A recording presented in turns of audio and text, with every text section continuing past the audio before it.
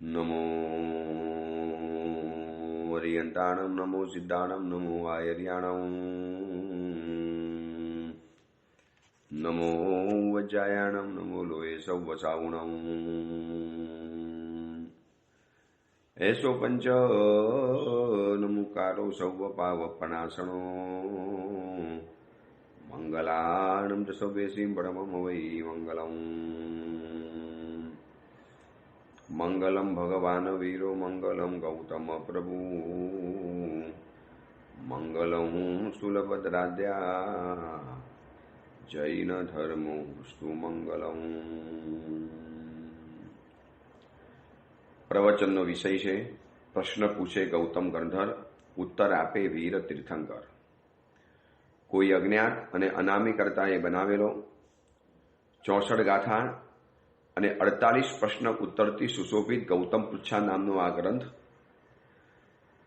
એ ગુરુ અને શિષ્યના વચની અંદરમાં કેવો સ્નેહાર સંબંધ હોય, ગુરુ અને શિષ્યના વચની અંદરમાં કેવો એક વિશ્વાસપાત્ર વ્યવહાર હોય, ગુરુ અને શિષ્યના વચ્ચે કેવું એક નિકટનું અંતર હોય છે, કેવી એક નજીકતા હોય છે, એ જોવા માટે મળે છે આ ગ્રંથ દ્વારા.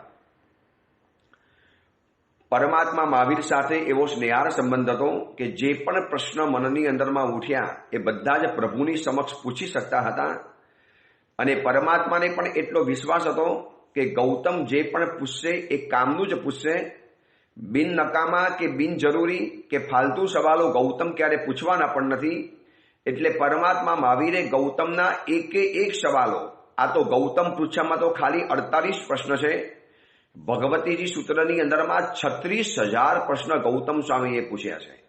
અને એ સિવાયના અલગ આગમોમાંથી જો ભેગા કરીએ તો મારા હિસાબે 50-60,000 પ્રશ્નો ભગવાન મહાવીર સ્વામીને ગૌતમ સ્વામીજીએ પૂછી લીધેલા હતા. અને પરમાત્માએ એકે એકના આન્સર વિસ્તારથી જવાબ સુવિસ્તૃત રીતે આપેલા છે. કારણ કે ગૌતમ સ્વામી એક વિશિષ્ટ વ્યક્તિત્વ રહેલું હતું. ગૌતમ સ્વામીજી તીર્થ તો હતા પણ સ્વયં પોતે પણ તીર્થ રહેલા છે. એમનું એક વ્યક્તિત્વ જ અલગ રહેલું હતું, જેની આપણે વિચારણા કરીએ છીએ કે ગૌતમ સ્વામીજી, ગઈકાલે આપણે જોયું કે ગૌતમ સ્વામીજી એક મંગલ તીર્થ છે, સૌભાગ્ય તીર્થ છે. ગૌતમ સ્વામીજી અલગ તીર્થોનો સમાવેશ કરીને બેઠેલા છે. ગૌતમ સ્વામીજી મંગલ તીર્થ, સુકન તીર્થ, સૌભાગ્ય તીર્થ છે. ગૌતમ સ્વામીજી લબ્ધિ તીર્થ છે. 5મા નંબરની અંદરમાં ગૌતમ સ્વામીજી આનંદ તીર્થ છે. સુખ અને આનંદમાં બહુ તફાવત છે. વ્યક્તિ સુખી થવા ચાહે છે પણ આનંદનું સ્વરૂપ શું હોય છે એનો લગભગ અનુભવ કર્યા વગર આ જિંદગી પૂરી થઈ જતી હોય છે. લગભગ વ્યક્તિની જીવનગીમાં જોજો સુખ માટેની દોટ હશે. ઘર કેમ બનાવવાનું? સુખ માટે. ગાડી કેમ લાવવાની? સુખ માટે. પરિવાર શેના માટે બનાવવાનો? સુખી થવા માટે. સામગ્રીઓ શેના માટે ઘરમાં લાવવાની? સુખી થવા માટે. જીવનનો રોજબરોજનો વ્યવહાર, બહારગામ ફરવા કેમ જવાનું? માથેરાન, ઉટી, મહાબલેશ્વર, લોનાવાલા, ખંડાલા, અલગ હિલ સ્ટેશનમાં કે આઉટ ઓફ ઇન્ડિયા ફરવા શેના માટે જવાનું? બસ સુખી થવા માટે, મજા લૂંટવા માટે. પરંતુ આ સુખ અને ખુશી એ ચીજ અલગ છે અને આનંદ આખી તીર્થ વાત જ અલગ રહેલું છે. ગૌતમ સ્વામીજી સુખી નતા એવું નથી કહેવું, પણ સુખ અને દુઃખથી પર એવું એક તત્વ છે જેનું નામ છે આનંદ છે. જે વ્યક્તિ સુખી થવા માટે જાય છે એનો મતલબ એ થયો કે પહેલા દુઃખી છે. અને જે વ્યક્તિ સુખ પાછળ દોડે છે તો આવતીકાલે એને દુઃખી બનવાનું સુનિશ્ચિત છે. જે વસ્તુ મને સુખ આપી શકે છે એ વસ્તુ મને આવતીકાલે દુઃખ જરૂર આપી શકવાની આ 100% વાત છે.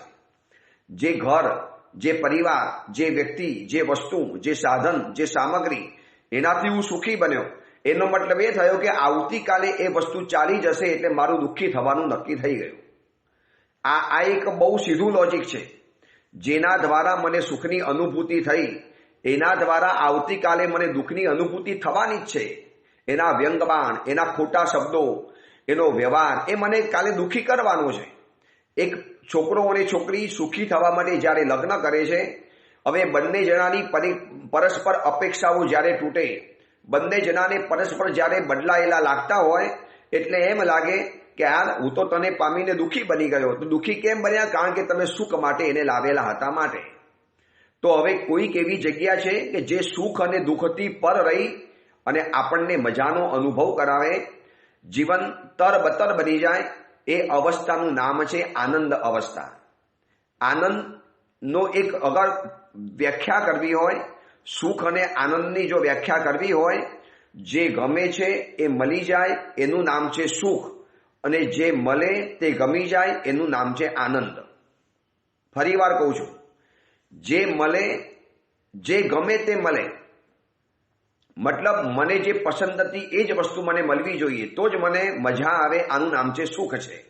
ગમતી છોકરી મળી, ગમતો પરિવાર મળ્યો, પસંદ જગ્યાની અંદરમાં ઘર મળી ગયું, મનપસંદ મોબાઈલ મળી ગયો, મનપસંદ ગાડી મળી ગઈ, આ બધું સુખ છે. પણ એક અવસ્થા એવી છે કે જે મળે તે ગમી જાય, ચાલશે, મને કોઈ વાંધો નથી, ફાવશે, ચાલી જશે. બસ આ જે અંદરની એક સ્વાભાવિક અવસ્થા, ન સુખ છે ન દુઃખ છે, અને આ બંનેથી પર થઈને એક જિંદગીની યાત્રા જે શરૂ કરી છે એને કહેવાય છે આનંદ તીર્થ. અને ગૌતમ સ્વામીજીની જિંદગી જોઈ લેજો, નતા સુખી નતા દુઃખી. ગૌતમ સ્વામીજી હંમેશા આનંદમય વ્યક્તિત્વ હતું, આનંદ તીર્થ હતું, હર હંમેશા આનંદની અંદરમાં. ભગવાન મહાવીરે પાડ પરંપરાનો અધિકાર ન આપ્યો તો પણ આનંદમાં. આનંદ શ્રાવકનું મિચ્છામી ડુક્કડમ માગવા માટે જવું પડ્યું તો પણ આનંદમાં. પોતાના 50,000 શિષ્યોને કેવળ જ્ઞાન મળી ગયું અને પોતાને નથી મળતું છતાં પણ આનંદની અંદરમાં. એક ચહેરો એવો બતાવો કે ગૌતમ સ્વામીજીના ચહેરા ઉપર, એક જગ્યા એવી બતાવો કે ગૌતમ સ્વામીજીના ચહેરા ઉપર દુઃખની લકીર જોવા માટે મળતી હોય. આવા ગૌતમ સ્વામીજી આપણને મળ્યા છે. ગૌતમ સ્વામીજીને કહેવાનું, પ્રભુ પ્રહ ઉઠી તમારું નામ જે અમે સ્મરણ કરીએ છીએ, અમને સુખ અને દુઃખથી પર એવા એક આનંદના તીર્થની અંદરમાં લઈ જાઓ. પ્રભુ એવા આનંદ તીર્થની અમને યાત્રા કરાવો. ન અમને સુખની જરૂરિયાત પડે, ન કોઈ દુઃખ જીવનમાં સ્પર્શી શકે, અને બંનેથી પર રહી અને એક જિંદગી મજાની ગુજારી શકીએ છીએ. ઘડીકમાં સુખમાં જવાનું, ઘડીકમાં દુઃખની અંદરમાં જવાનું. વિતરાગ સૂત્રની અંદરમાં કલિકા સર્વજ્ઞ હેમચંદ્રાચાર્યજીએ લખ્યું છે, ક્ષણમ ક્ષપ્ત ક્ષણમ મુક્ત. ઘડીકમાં ખુશી થાય, ઘડીકમાં દુઃખી થાય, ઘડીકમાં મજા આવે, ઘડીકની અંદરમાં ઉદાસ બની જાય. આ મારી તમારી જીવનની રોજ બરોજની હાલત છે, રોજ બરોજની. કોઈએ પ્રેમથી બોલાવ્યા, કોઈ આપણને અનુકૂળ રહ્યું, કોઈએ આપણી વાત માની, કોઈએ આપણી વાત સ્વીકારી, કોઈએ આપણા બે વખાણ કર્યા, અને આપણે આમ લાગે કે આજનો દિવસ મારો બહુ મજાનો ગયો, બહુ સરસ દિવસ ગયો. અને સહેજ પ્રતિકૂળ થયું, પોતાના ધાર્યા કરતા સહેજ ઉલટું થયું, એટલે એમ થાય કે આજે આખો દિવસ મારો નકામો ગયો. કેમ મારે આજે દિવસ નકામો ગયો? કેમ મારે આજે આવું થયું? એ આવું કેમ થયું? કારણ કે સુખ અને દુઃખના આપણે ઉપાસક છીએ. આપણે ક્યારે આનંદના તીર્થની યાત્રાના યાત્રિક ક્યારે બન્યા જ નથી. ભલે પાલિતાણાની યાત્રા કરી, શંખેશ્વરની યાત્રા કરી, પણ આ આનંદ તીર્થની ક્યારે યાત્રા કરી? અને આનંદ તીર્થ સુધી પહોંચવું હોય તો ગૌતમ સ્વામીજીની આંગળી ઝાલીને આગળ વધવું પડશે. गौतम स्वामी जी का हाथ पकड़कर आगे बढ़ना पड़ेगा, कारण के आनंद तीर्थना हर हमेशना यात्री रह्या छे गौतम स्वामीजी. एक पण जग्याए गौतम स्वामीजीने खोटू नथी लाग्युं, दुख नथी लाग्युं. कोई पण जग्यानी अंदरमां एमनुं मन क्यारे मायूस नथी बन्युं, उदास नथी बन्युं, निराश नथी बन्युं, हताश नथी बन्युं, अंदरथी मन तूटी नथी गयुं, डिप्रेशनमां नथी आव्या. अने आपणे वारे तेवारे छास वारे घड़ी घड़ीकनी अंदरमां क्षण क्षणनी अंदरमां सारा नरसाનું ઘડિયાળનું લોલક કેવું હોય. જૂના કાળમાં ઘડિયાળ એવી આવતી હતી, આજે તો ઘડિયાળો એવી નથી, પણ જૂના કાળમાં આવી ઘડિયાળો હતી. કદાચ ક્યાંકથી જોઈ લેજો, વચમાં એક લોલક હતું. લોલક, એ લોલક શું કરે? આમ જાય, આમથી આમ જાય, લેફ્ટ રાઈટ, રાઈટ લેફ્ટ, આમ ફર્યા જ કરે.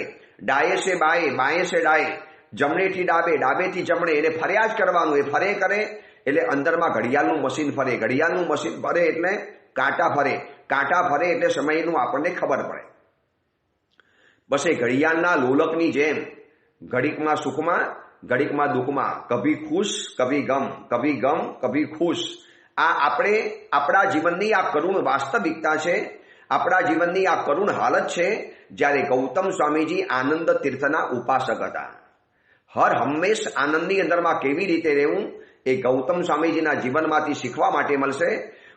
મળ્યું તો પણ આનંદ, ન મળ્યું તો પણ આનંદ, કારણ કે સુખ અને દુઃખથી પર ઉઠી અને એક આનંદ તીર્થનીમાં પહોંચી ગયા છે. ચલો, એ ગૌતમ સ્વામીજી આનંદ તીર્થના યાત્રિક હતા. આપણે પણ એમની આંગળી ઝાલી અને આ ગૌતમ પૃચ્છા ગ્રંથનો સ્વાધ્યાય કરવા માટે નીકળ્યા છીએ. ત્યારે પ્રભુને કહીએ, વહેલી સવારે હાથ જોડીને કહીએ કે પરમાત્મા, અમને પણ આનંદ તીર્થના એક યાત્રિક તો બનાવો, અમને તો એની ક્યારેક આછેરી ઝલકનો અનુભવ તો કરાવો. પ્રભુ, આપ તો આનંદ તીર્થના શિખરે પહોંચ્યા છો, અમને એની તળેટીના તો દર્શન કરાવો. અમે તો હજી બહુ દૂર છીએ, સુખ અને દુઃખની ખાઈની અંદરમાં અટવાયા કરીએ છીએ. પ્રભુ, એક એવી અવસ્થા આપી દો, ન કોઈના શબ્દો દુઃખ આપે, ન કોઈના શબ્દો સુખ આપી શકે, અને બસ આનંદની અંદરમાં, હર હંમેશ આનંદની અંદરમાં અવધુ સદા મગન મેં રહેના. આ શબ્દ જે મૂક્યો છે આનંદ ગંજી મહારાજે, એ આનંદ તીર્થની ઉપાસનાના શબ્દો છે. અવધુ સદા મગન મેં રહેના.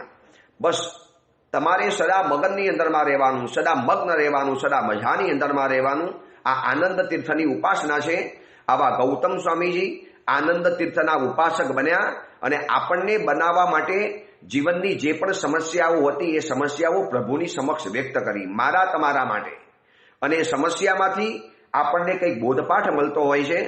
23 નંબર સુધીનો સવાલ આપણે ગઈકાલે વિચારી લીધો.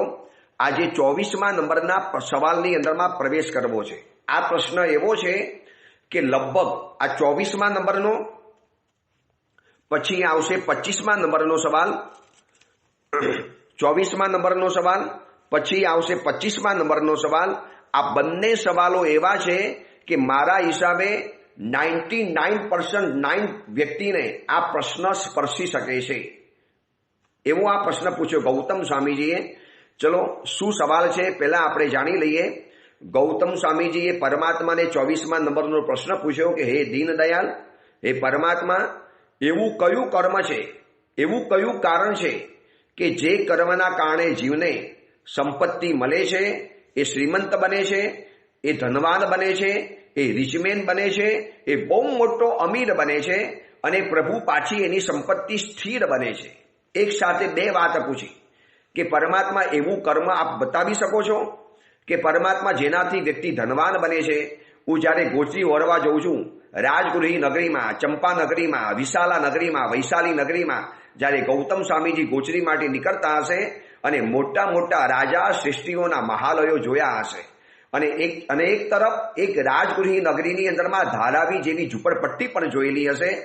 અને ગૌતમ સ્વામીજીના મનની અંદરમાં એક પ્રશ્ન ઉઠ્યો હશે કે એવું કયું કર્મ છે કે જેનાથી જીવ શ્રીમંત બને છે, જેનાથી ધનવાન બને છે, જેનાથી રિચમેન બને છે. અને આ દુનિયાના 99% લોકોના મનનું એક સપનું છે, 100માંથી 99 જણાનું એક સપનું છે, એક ડ્રીમ છે. એ આંખની અંદરમાં સપનું આંજીને ફરે છે. સમજણની ઉંમરમાંથી જ્યારથી આવ્યો ત્યારથી એના આંખની અંદરમાં એક સપનું છે, એક મોટો બંગલો હોય, મજાના પૈસા હોય, સરસ મજાની ફેક્ટરી હોય, દુનિયામાં ધનવાન તરીકેનું મારું નામ ગણાતું હોય, રીચ મેનની અંદરમાં મારું નામ બોલાતું હોય, ટોપ 10 જે ધન કુબેરો કહેવાય છે, જે ટોચ કક્ષાના 10 માણસો, એમાં એક મારું પણ નામ હોય.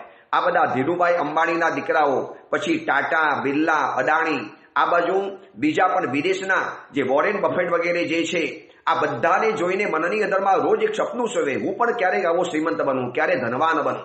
99% વ્યક્તિના મનની અંદરમાં રહેલું ધનવાન બનવાનું સપનું છે. અને એને જ લઈને ગૌતમ સ્વામીજીએ પ્રશ્ન પૂછ્યો છે કે પ્રભુ, એવું કયું કર્મ છે? અને યાદ રાખજો, મહેનતથી જો શ્રીમંત બનાતું હોત તો આ વિશ્વનો એક પણ વ્યક્તિ શ્રીમંત બન્યા વગર રહ્યો ન હોત. જો મહેનતથી જ બનાતું હોત તો પછી ગૌતમ સ્વામી પૂછશે એના માટે. એટલે ઘણા લોકોને એ પણ ખબર નથી કે પૈસા મહેનતથી મળે છે કે પૈસા ભાગ્યથી મળે છે, પુણ્યથી મળે છે. પુણ્ય ગણો કે કર્મ ગણો, કોઈ પણ એવું કર્મ છે કે જે આપણને શ્રીમંત બનાવે છે.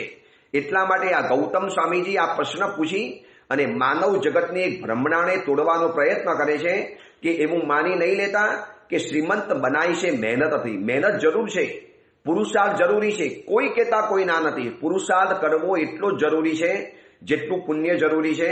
પરંતુ પુરુષાર્થ કર્યો, મહેનત કરી, રાત દિવસ એક કર્યા, દોડધામ કરી, બજારમાં પહેલા પહોંચી ગયા, સારી જગ્યાએ મોકાની જગ્યા ઉપર દુકાન ખોલી પણ કરી, બજારને જાણીને તમે એવા પ્રકારનો માલ પણ લઈ આવ્યા, બધું જ કર્યું. મહેનત કરવામાં એક પાછી પાની કરી નથી. એક પાઈ ભર પર રત્તી ભર भी आपने मेहनत कम नहीं करी है. मेहनत में आप सबसे सदा अग्रेसर रहे हो. છતાં પણ એક વ્યક્તિ એવી છે કે મહેનત કરીને પણ માથાભેર પછડાય છે, નિષ્ફળ બને છે અને એક વ્યક્તિ મહેનત નથી કરતી છતાં પણ શ્રીમંત બની જાય છે. કોણ છે, શું કરે છે? બસ એનું નામ છે કર્મ. તમે માનો કે ન માની શકો, નથી મનાતું. આજની યુવા પેઢી આ કર્મ, ધર્મ, પુણ્ય, પાપ, ભાગ્ય, નસીબ, ડેસ્ટિની એ બધાને માનવા તૈયાર નથી. એ કે સાહેબ તમે આ બધી વાતો છે ને અમને બતાવો છો પણ ખાલી અમને સમજાવવા માટે. અમે તો માનીએ, મહેનત કરીએ, દોડીએ. જો મહેનત કરી માટે મળ્યું છે, મહેનત કરી છે માટે મળ્યું છે, એ ખાલી અર્ધ સત્ય છે. મહેનતની પાછળ પુણ્ય, ભાગ્ય, નસીબ, કર્મ કામ કરતું હતું માટે મળ્યું છે, આ પૂર્ણ સત્ય છે. મેં પહેલા પણ તમને એકવાર બતાવેલું, આજે પણ ફરીવાર બતાવી રહ્યો છું. આ વિષય આવ્યો છે માટે, કારણ કે આ વિષય સમજવો બહુ જરૂરી છે. આપણે શ્રીમંત કેવી રીતે બનાય એનો જે પ્રશ્ન પૂછ્યો છે ગૌતમ સ્વામીજીએ, બે વાત પૂછી. શ્રીમંત કેવી રીતે બનાય એક સમજી રાખજો. શ્રીમંત બનવું સહેલું છે પણ શ્રીમંતાઈ ટકાવી કઠિન છે. તો પરમાત્મા ગૌતમ સ્વામીજીએ બે પ્રશ્ન પૂછ્યા, શ્રીમંત કેવી રીતે બનાય અને શ્રીમંત કેવી રીતે રહી શકાય. ઘણા માણસો લોટરી લાગી ગઈ, રાતોરાત કરોડપતિ બની ગયા અને પૈસાનું ઇન્વેસ્ટ કરતા ન આવડ્યું અને વળી પાછા 5 વર્ષની અંદરમાં જુઓ તો વળી પાછા ઠેરના ઠેર, વહી કે વહી વાપસ વ્યક્તિ આ જાતી. એટલે શ્રીમંત બનવું કઈ મોટી વાત નથી. કદાચ તમે ધાડ મારીને પણ તમે શ્રીમંત બની શકો છો, પણ શ્રીમંત બનના અલગ ચીજ है और શ્રીમંત રહેના અલગ ચીજ है. આ બંને સવાલો ગૌતમ સ્વામીજીએ પૂછ્યા. એના કારણ તો પરમાત્માએ બતાવ્યા છે, કારણ જાણવા જ છે. પણ એની પહેલા થોડીક શ્રીમંતાઈ અને ધનવાનની ચર્ચા કરવી જરૂરી છે. કારણ કે હજારો વ્યક્તિઓના મનની અંદરમાં આ વાત બેઠેલી છે કે મહેનતથી મળે છે પુણ્ય પુણ્ય માયફૂટ. પુણ્ય પુણ્યને અમે માનતા નથી માનતા તો કાંઈ નથી. અમે તમને મનાવવાની પરાણે કોશિશ પણ નથી કરતા. પણ અમને જે લાગ્યું છે, જેટલા પણ આગમ શાસ્ત્રો, અને હું તમને હજી આગળ કહું, ઘણી વખત છે ને આગમ શાસ્ત્રો એક વખત આસ્તિક બનીને નહીં, નાસ્તિક બનીને પણ મેં એકવાર વાંચી જોયા છે. ચલો હું નાસ્તિક છું એ સમજીને પણ મેં આગમ શાસ્ત્રો વાંચ્યા અને પછી લાગ્યું કે નહીં, એનું લોજિક, આ કર્મનો જે સિદ્ધાંત, આ પુણ્ય અને પાપની જે વાસ્તવિકતા 100% નહીં 1000% સાચી છે. નાસ્તિક અને આસ્તિક બનીને બંને રીતે ધર્મના સિદ્ધાંતોને જ્યારે કસોટીમાં ચડાવ્યા ત્યારે વાત મગજમાં બેઠી કે એકલી મહેનતથી કામ નથી ચાલતું, એકલા પુણ્યથી પણ કામ નથી ચાલતું. કદાચ એકવાર પુણ્યથી કામ ચાલી જાય છે, પરંતુ એકલી મહેનતથી તો કામ ક્યારે પણ નહીં ચાલે. એક્ઝામ્પલ મેં પહેલા પણ બતાવેલું, આજે એકવાર ફરીવાર બતાવી દઉં છું. જો કદાચ ભૂલી ગયા હો તો આ એક્ઝામ્પલને ફરીવાર યાદ રાખી લેજો. સવારના પોરમાં નાસ્તો કરવા માટે બેઠા, डाइनिंग टेबल ઉપર નાસ્તો કરવા માટે બેઠા છો. બ્રેકફાસ્ટ કરને કે लिए आप सुबह सुबह बैठे. એટલે બ્રેકફાસ્ટની અંદરમાં દૂધ હોય, ચા હોય, નાસ્તો વગેરે હોય. હવે જેવું કોઈ ચા નથી પીતો અને માનો એ દૂધ જ પીવે છે. હવે એની મમ્મીએ, એની પત્નીએ, એની બહેને કે એની દાદીએ કોઈ પણ એને દૂધ આપ્યું, કપની અંદરમાં દૂધ લીધું અથવા તો વાડકીની અંદરમાં દૂધ લીધું અને દૂધ જેવું હોઠ ઉપર લગાડ્યું એટલે દૂધ ઉनको ફીકા લગા. હવે દૂધ ફીકું લાગ્યું, મોરું લાગ્યું એટલે માણસ સીધી સાકરને યાદ આવે. બાજુમાં સાકરનો ડબ્બો પડેલો હતો, સાકર અંદર એટલે ડબ્બો ખોલ્યો, અંદરમાં રહેલો ચમચો હતો, ચમચી હતી, એના દ્વારા સાકર લીધી અને સાકર દૂધની અંદરમાં નાખી અને નાખ્યા પછી એને ચમચીથી દૂધને થોડો સમય હલાવ્યું અને પછી થોડુંક ચાખ્યું, ટેસ્ટ કર્યો, દૂધ મીઠું બની ગયું. હવે દૂધ એને પી લીધું. પહેલા દૂધ મોરું હતું, અંદરમાં સાકર નાખી, ચમચી હલાવી અને પછી દૂધ મીઠું બન્યું અને દૂધ એને પી લીધું. હવે સવાલ આપણો એ ઉભો છે कि दूध फीकू હતું, दूध फीका था और दूध को मीठा बनाने के लिए उन्होंने शक्कर डाली और शक्कर डालने के बाद उन्होंने चम्मच से दूध को हिलाया. હવે આપણા મનને આપણે કશું જાણતા નથી એવી રીતે મનને સવાલ પૂછો કે દૂધ મીઠું બન્યું એ ચમચી હલાવવાના કારણે કે અંદરમાં સાકર નાખવાના કારણે. બહુ છે ને એક અજાણ વ્યક્તિને, જેને પુણ્ય પાપની કશી ખબર નથી, જેને કર્મ ધર્મ આત્મા ચીજની ખબર નથી. હવે એ વ્યક્તિને પૂછો, ભાઈ માને આટલું તું લોજિક સમજાવી આપ. દૂધ મોરું હતું, અંદરમાં ચમચીથી સાકર નાખી અને પછી મેં ચમચી દ્વારા દૂધને હલાવ્યું. હવે મને એ જાણવું છે કે આ દૂધ મીઠું તો બની ગયું, दूध મેં ચાખ્યું, मैंने चखा तो दूध तो मुझे मीठा लगा. अब दूध मेरा मीठा जो बना शक्कर डालने से बना या चम्मच हिलाने से बना. હવે કોક વ્યક્તિ છે ને મહેનત વાળી વ્યક્તિ શું કહેશે, चम्मच से हिलाया इसलिए दूध मीठा बना.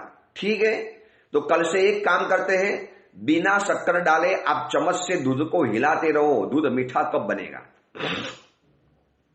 કેટલા વર્ષે બને, કેટલા મહિને બને, કેટલા યુગો પછી બને? નેવર, ક્યારે પણ ન બને. હજારો, લાખો, કરોડો વર્ષો સુધી તમે સાકર નાખ્યા વગર તમે ચમચીથી દૂધને હલાવ્યા કરો, દૂધ ક્યારે મીઠું નહીં બને. ચમચી તૂટી જશે, હાથ દુખી જશે, તમે કંટાળી જશો, પણ નેવર, દૂધ ક્યારે મીઠું બનવાનું નથી એટલે નથી જ. તો પછી ચમચીથી હલાવ્યું કેમ? તો ચમચીનો રોલ શું? ચમચીનો રોલ એટલો છે કે દૂધ મોરું હતું, અંદરમાં સાકર નાખી અને ચમચીથી હલાવ્યું એટલે જરા એ દૂધ જલ્દી મીઠું બન્યું. बाकी बनवानु तो હતું, थोड़ी वार लागत. साकर ने ओगड़ता शक्कर को पिघलने में थोड़ी देरी लगती थी, मगर आपने चम्मच से शक्कर को हिलाया तो शक्कर जल्दी पिघल गई और दूध जल्दी मीठा बन गया. बस चम्मच का इतना ही रोल है. चम्मच दूध को मीठा नहीं बनाती है, शक्कर को पिघल सकती है और पिघलने की शक्कर से, पिघली हुई शक्कर से दूध जल्दी मीठा बनता है. मगर लोगों को ख्याल क्या आता है? बस मैंने चम्मच हिलाई और दूध मीठा बन गया. आ चम्मच हलावी ए पुरुषार्थ छे અને સાકર નાખવી એ પુણ્ય છે. જીવનનું દૂધ મીઠું લાગતું હોય તો પુણ્યની સાકર પડેલી છે અને તમે પછી પુરુષાર્થનો ચમચો હલાવ્યો, મહેનતની ચમચી હલાવી, માઠે મીઠું બન્યું છે. અગર પુણ્યની સાકર હોત જ નહીં અને બજારમાં જનારો એક મજૂર પણ રોજ બજારમાં જાય છે, એક સર્વન્ટ પણ રોજ બજારની અંદરમાં જાય છે, એક પુણ્ય વગરની વ્યક્તિ પણ રોજ બજારમાં જાય છે, એક ભાગ્ય વગરની પણ વ્યક્તિ રોજ બજારમાં જાય છે. કેમ ધનવાન ન બન્યા? કેમ શ્રીમંત ન બન્યા? કેમ મોટા મોટા કરોડપતિના નામની અંદરમાં એનું સ્થાન ન પામ્યા? શેના કારણે? અને બીજી એક વાત કરું, અત્યારે અમે ગુંદેચા ગાર્ડન શ્રી સંઘની અંદરમાં છીએ.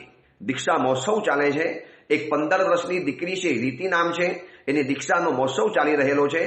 અને આજુબાજુમાં જ્યાં પણ નજર નાખીએ છીએ 50 मार, 60 मार, 70 मार, 80, 80 माल का टावर, स्काई स्केपर बिल्डिंग चारों ओर दिखाई देती है. गुंदेचा गार्डन की खिड़की में से नजर बाहर डालेंगे और चारों ओर जहां पर नजर जाएगी आकाश ने अड़ी जाए आव ऊंचा बिल्डिंगो रहेला છે.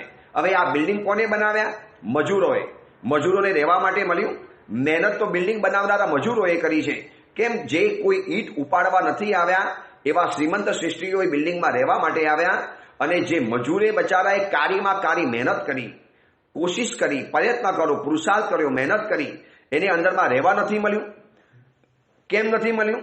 બસ એની પાછળ કોઈ કારણ છે, જે કારણ છે કર્મ છે. અને એ જ કર્મનું, એટલે એ કારણને જાણવા માટે ગૌતમ સ્વામીજીએ સવાલ પૂછ્યો કે પ્રભુ, મારે એ વાત જાણવી છે, એવું કયું કર્મ છે કે જેનાથી જીવ શ્રીમંત બને છે, એની પાસે ધન આવે છે અને ધન ટકે છે, એ શ્રીમંત બને છે અને શ્રીમંત રહી શકે છે, એ અમીર બને છે અને અમીર રહી શકે છે. પ્રભુ એની વાતોને બતાવે છે. એની પહેલા થોડીક આપણે ચર્ચા કરવી છે કે શ્રીમંતાઈ જો એમને જ મળતી હોત તો બધાને મળી જવી જોઈએ. જો શ્રીમંતાઈ મહેનત કરવાથી જ મળતી હોત તો બજારમાં તો બધા જ સરખી મહેનત કરે છે, બધાની સરખી મહેનત છે, બધાના સરખા કલાક બજારમાં ગુજરે છે, કોઈકને ઓછા વધતા મળે છે. આ બધાની પાછળનું કારણ શું? અને સંપત્તિની વાત જ્યારે નીકળી છે ત્યારે થોડી વાતોને આપણે જાણવી પણ પડશે કે પૈસા नमक की तरह होता है. पैसा नमक की तरह होता है, जो जरूरी तो है मगर जरूरत से ज्यादा अगर हो जाए तो जिंदगी का स्वाद बिगाड़ देता है. जमवानी अंदरमा सब्जी જોઈએ, સબ્જી બનાવવા માટે નમકની જરૂરિયાત પડે છે. ભલે ઓછામાં ઓછું નમક વપરાય પણ નમક વગર સબ્જી ક્યારે સારામાં સારી બને નહીં. હવે એટલે પૈસાને નમકની ઉપમા આપી છે. પૈસા નમક की तरह होता है, जो जरूरी भी है. અમે સ્વીકારીએ છીએ કે સંસારમાં જીવવા માટે માણસને પૈસાની જરૂરિયાત છે. બંગલો બનાવવો છે, ઘર બનાવવું છે, પૈસા જોઈએ છે. અરે સામાન્ય ઇન્સાની જિંદગી જીવી છે તો પણ પૈસાની જરૂરિયાત પડે. દીકરા દીકરીઓને પરણાવવા છે તો પણ પૈસાની જરૂરિયાત પડે. કોઈ વ્યક્તિ એમ કહી દે નહીં નહીં પૈસા વગર ન ચાલી શકે. નો, વાસ્તવિકતા ભગવાન મહાવીર પણ સ્વીકારે છે. ધનની જરૂરિયાત પડે છે. શ્રીમંત બનવાનો કોઈ વિરોધ નથી.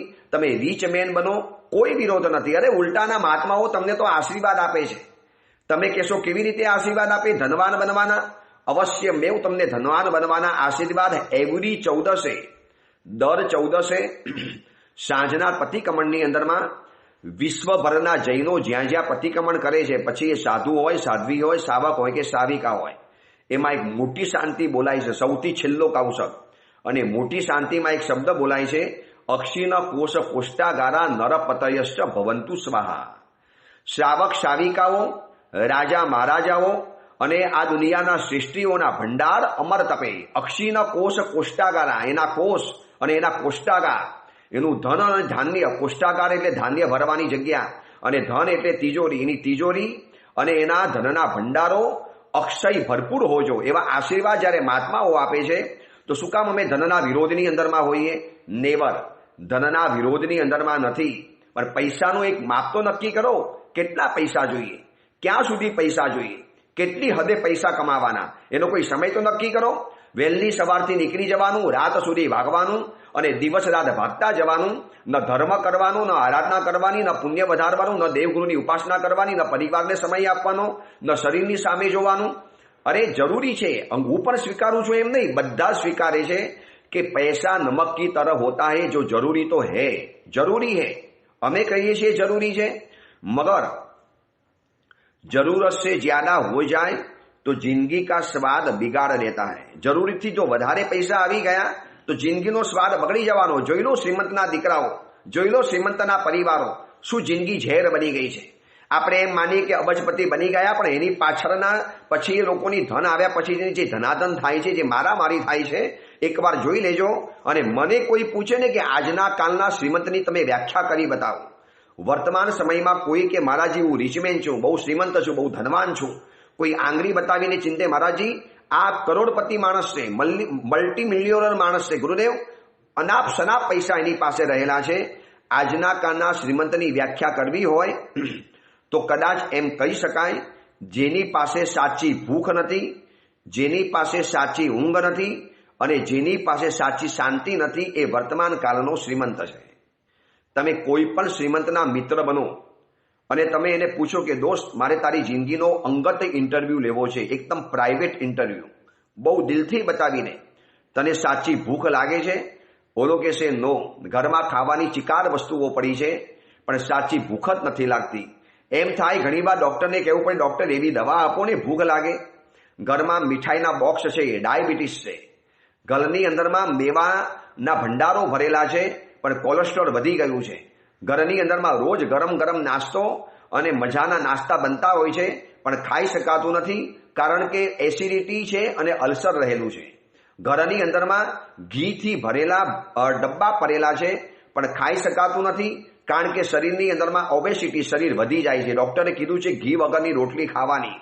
એવા શ્રીમંતો જોયા છે. સોનાની થાળીની અંદરમાં લુખ્ખો ખાખરો ખાનારા પણ શ્રીમંતો જોયા છે. સોનાની થાળીની અંદરમાં તેલ, ઘી, ગોળ અને મરચું વગરની ભોજન ખાનારા પણ જોયા છે. થાળી સોનાની હોય અને ડાયટ વાળું ભોજન કરવાનું. શું કરવાનું? એના કરતાં તો ગરીબો સુખી હશે કે તૂટેલી ફોટેલી થાળીની અંદરમાં અથવા તો હાથની અંદરમાં સૂકો મજાનો રોટલો અને ગરમ ગરમ તીખું શાક ખાઈ શકે અને ઘીથી ભરેલા રોટલા પણ ખાઈ શકતા હોય છે. સાચી ભૂખ નથી આજના શ્રીમંતની પાસે, દવા લગાડીને લીધેલી ભૂખ છે. અને વરી પાછી ભૂખ લાગે માટે દવા ખાવાની અને ખાધેલું ભોજન પચે વરી પાછી માટે દવા ખાવાની. આ વર્તમાનના શ્રીમંતની વાસ્તવિકતા છે. મળો તમે એક એક શ્રીમંતોને, એને પોતાના ડાયેટિશિયન રાખ્યા છે, પોતાનો એક ડાયેટ વાળો ડોક્ટર રાખ્યો છે. એને જઈને પૂછે મારે શું ખાવાનું, શરીર વધવું ન જોઈએ, મારા શરીરમાં ફલાણી ચીજ ન આવી જોઈએ, ચરબી વધવી ન જોઈએ. અને એટલી ઓબેસિટીના રોગ વર્તમાન સમયમાં વધ્યા છે. એટલે એક વ્યક્તિએ મજાની વાત લખી છે, એક ભીખો હતો અને ભીખાએ મજાની વાત લખી છે, પેટની અંદરમાં બધું જાય છે પણ પેટ અંદર નથી જતું. પેટની અંદર બધું જાય પણ પેટ અંદર જતું નથી. આ વર્તમાન સમયની હાલત છે. એટલે સાચી ભૂખ નથી. બીજા નંબરમાં એની પાસે સાચી ઊંઘ નથી. એસી કમરો છે, ડનલોપની ગાદી છે, અંદરમાં સરસ મજાનું સંગીત વગાડે છે, ખુશનુમા વાતાવરણ છે, 50 ડિગ્રી ગરમી હોય પણ એના રૂમનું ટેમ્પરેચર માંડ 1, 2 કે 15 કે 5, 6 ડિગ્રી રહેલું છે. એટલું કાશ્મીર જેવું ખુશનુમા વાતાવરણ એના રૂમની અંદરમાં છે. પણ આખી રાત પડખા ઘસનારા વ્યક્તિઓને હું જાણું છું. હમણાં જ મને અઠવાડિયા પહેલા એક ભાઈ મળેલા હતા. મને કે ગુરુદેવ છેલ્લા 11 વર્ષથી રાતની મારી ઊંઘ ખતમ થઈ ગઈ છે, 11 વર્ષથી ઊંઘ નથી આવતી. મેં કીધું કેમ? મેં કોઈ તકલીફમાં? અને એના ઘરે મેં પગલાં કરેલા છે, એના ઘરને હું જાણું છું. ટીપ ટોપ ઘર છે, અફલાતુન ઘર છે, કોઈ પણ ગરીબનું સપનું હોય એવું એનું સુંદર મજાનું ઘર છે. ઘરમાં સેન્ટ્રલી એસી મકાન છે, ડનલોપની ગાડી છે, માસ્ટર બેડરૂમ બનાવેલો છે, પરિવાર પણ સારો છે, બધું જ સારું છે. પણ ખબર નહીં ગુરુદેવ એટલા બધા વિચારો મનમાં આવે છે, એટલા બધા વિચારો મનમાં આવ્યા કરે, ઊંઘ જ નથી આવતી. પડખાના પડખા ઘસું છું, 11 વર્ષથી રાતના ઊંઘ નથી ગુરુદેવ, 1 કલાકની પણ માંડ ઊંઘ નથી મળતી. આમ આખી રાત વિચારીને પાગલ થઈ જવાય છે. એમ લાગે કે ભીષ સાથે માથું પછાડી આપું. આખો દિવસ તો નીકળી જાય, પણ રાતના જવું એટલે મનમાં ટેન્શન થઈ જાય. આજે ઊંઘ નહીં આવે તો આ એક સાયકોલોજી, આ એક ફોબિયા, જે પણ ગણો તે ગણો, પણ એની પાસે સાચી ઊંઘ નથી. ક્યારેક દવાના ડોઝ લઈને હું સૂઈ જાઉં છું. ડોક્ટર કહે છે આટલી બધી ઊંઘની ગોળી પણ ન લેવાય, તમારા સ્વાસ્થ્ય ઉપર અસર કરશે, કિડની બગાડી નાખશે. ગુરુદેવ શું કરું? કોઈ જાપ, કોઈ મંત્ર, કોઈ આરાધના, કોઈ એવો છે ચમત્કાર અનુષ્ઠાન, કોઈ યજ્ઞયાગ, કોઈ હોમ હવન કે જેનાથી મને ઊંઘ આવે? હું એને કહું છું કે ભાઈ કોઈ એવી ઊંઘની દવા નથી, કોઈ ઊંઘના મંત્રો નથી, કે કોઈ ઊંઘના એવા હોમ હવન નથી. વિચારોને શાંત કરતા જાઓ. પણ વિચારોને શાંત કેવી રીતે કરવા? વિચારોનો ખોરાક ઊંઘ છે. વિચારો ઊંઘને ખાઈ જાય છે. અને ત્રીજા નંબરમાં આજના શ્રીમંત પાસે સાચી શાંતિ નથી. શાંતિ મેળવવા માટે રામદેવ બાબાના યોગાની અંદરમાં ગયા, શાંતિ મેળવવા માટે આર્ટ ઓફ લિવિંગની અંદરમાં ગયા, શાંતિ મેળવવા માટે વિપશ્યનાના ક્લાસની અંદરમાં ગયા, શાંતિ મેળવવા માટે માથેરાન, મહાબલેશ્વર, લોનાવાલા, ખંડાલા જેવા હિલ સ્ટેશનોની અંદરમાં ગયા, શાંતિ મેળવવા માટે દરિયા કિનારાના ડેસ્ટિનેશનમાં મહિના રહેવા માટે ગયા, શાંતિ લેવા માટે દેવલાલી જેવા જંગલોની અંદરમાં જઈને પણ બંગલાની અંદરમાં રહ્યા. પણ શાંતિ મળે છે પરમાત્માના જીન વચનોથી, પરમાત્માના વચનોની આરાધના કરવાથી. એ બધાને કહું છું એકવાર પ્રવચનની અંદરમાં આવો, જો પછી તમને જે વિચારોથી જે શાંતિ મળશે, એમ લાગશે કે બધા જ તાપ, પાપ અને સંતાપ બધા શમી ગયા. ચલો આ અંગેની બીજી વિશેષ વાત આપણે આવતીકાલે કરીશું, કારણ કે આ વિષય બહુધા 99% વ્યક્તિઓને સ્પર્શનારો આ વિષય છે. શ્રીમંત કેવી રીતે બની શકાય, ધનવાન કેવી રીતે બની શકાય, મળેલી સંપત્તિ જીવનમાં કેવી રીતે ટકી શકે, એ બધાની વાત પરમાત્માએ બહુ અદ્ભુત રીતે બતાવી છે. એના જવાબો પણ જાણવા છે, એની વાતોને વિસ્તારથી પણ જાણવી છે. એ અંગેની બીજી વિશેષ વાત આપણે આવતીકાલે કરીશું. એ જ મંગલ કામના મંગલ ભાવના. જેના વિરુદ્ધ કાંઈ પણ બોલાયું હોય તો મિચ્છામી દુક્કડમ.